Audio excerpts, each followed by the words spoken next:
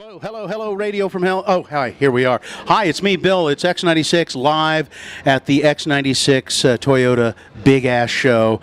And my God, I think there are 15,000 people here today.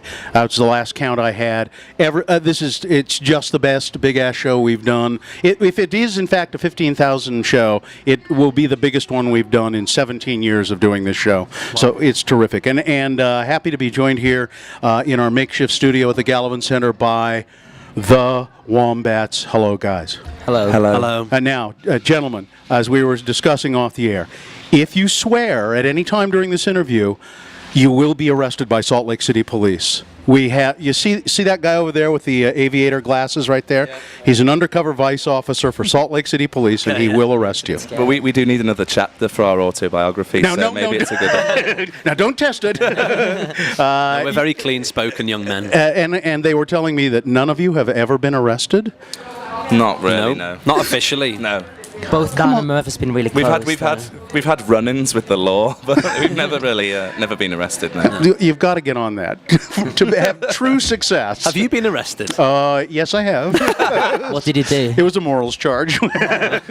We won't go into it. Yeah. But daytime radio. It involved farm animals. I'll say that. Okay. So listen, this is a big show. The audience was really ready for you before you started, and I'm sure you could hear them. That must feel really good to, before you even go on, know that they're out there really wanting what you do. Yeah, there was some chanting we could hear, and it seemed like the lube had been passed around because everyone was really slippery and ready to have a crowd surf. Yeah, it was amazing. Yeah. And so you come out and do your set. Was it everything you hoped it would be? Did it go well for you? Yeah. It was kind of like a shot of septuple espresso. Yeah. So it was very quick and a lot of energy, but we would have liked to play for about 4 times longer. Yeah. I agree. And it's kind of you're kind of a new band, and I looked down at the set list and I went, what? I think they gave you 25 minutes or something like that. I went, well, it's not long enough. Yeah, I mean it's 5 songs basically. Yeah. But it kind of works out because we've got to drive to Tucson now, so we've got a 17-hour drive, and Where did you guys just come from? Came from Omaha, Nebraska. Omaha. Are you driving all of that way on a bus? And is it?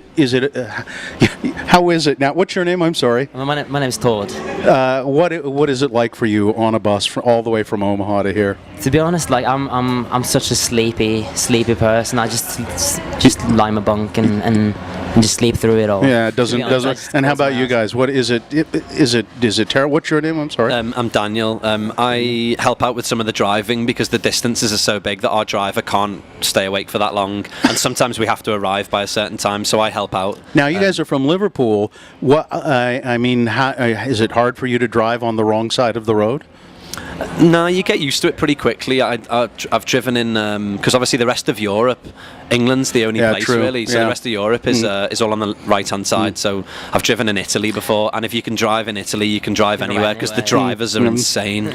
Yeah, whenever I've been in England and we've had rental cars occasionally, and the people I'm with will say, "Do you want to drive?" And I say, "Nope." No, I don't. And they say, "No, you'll get used to it." And I say, "I don't want it. I just don't." It's fine, honestly. The only difficult thing is the roundabouts. Remembering which way to go round and right of way and all that kind of stuff. Italian roundabouts are insane. Italian roundabouts are they worse than in England? Yeah. No, but it's the same in France. They don't have the same stop and wait. It's just get on the roundabout and fight it out. Yeah. You use your horns and see what happens. I was driving in Florence about 8 months ago. With my girlfriend, and I was having the most horrendous time trying to negotiate this roundabout. And then I learnt that basically if you wind down the window, start swearing at everybody and beeping your horn, they kind of accept you and kind of let you go through. So that's kind of my advice for driving in Italy. Next time I'm in Italy, I will. Is this your first time in the States touring as a band? No. 5th, 6th, I don't know. Yeah. How many? We've done the coasts. Many times. A bunch of times, Over 10. It's our second time in Salt Lake City. In the Where'd you last play? 6 months. Where'd you play last time you were here? Kilby Court. Oh, you were at Kilby. Yeah. Yeah. I just saw a show there recently. What did you think of Kilby Court? Amazing. Yeah, it was. Isn't it? It's one of the most Fun, memorable intimate show. Yeah. Yeah. What made it so memorable? I mean, it's just so funky, and there are houses right around it, and warehouses and stuff like that, and it's tiny. It's like playing in someone's it's shed, like playing in a isn't shed, it? yeah. You feel like you're in someone's back garden shed, and I don't know. There's something really nice about intimate shows like that. That the stage is kind of a foot off the ground, and people are falling onto the stage. People are wrestling each other, trying to not to fall on the stage. Everyone's jumping up and down. They can touch the ceiling. People at the back can't even see, but there's some really nice. I don't know.